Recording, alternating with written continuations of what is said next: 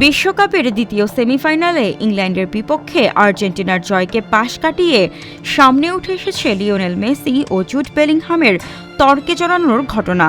ম্যাচের শুরুতেই মুখোমুখি অবস্থান নিতে দেখা যায় তাদের। বিষয়টি সামাজিক যোগাযোগ মাধ্যমে ভাইরাল হতে বেশি সময় লাগেনি। ভাইরাল হওয়া ওই ভিডিওতে দেখা যায় ম্যাচের তৃতীয় মিনিটে মুখোমুখি দাঁড়িয়ে মেসি ও বেলিংহাম দুজনের দিকে কিছু একটা বলছিলেন।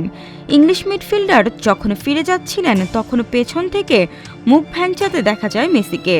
তবে ম্যাচ শেষে বেলিংহাম জানালেন, ঘটনাটি যতটা বড় করে দেখা হচ্ছে বাস্তবে ততটা গুরুতর কিছু ছিল না।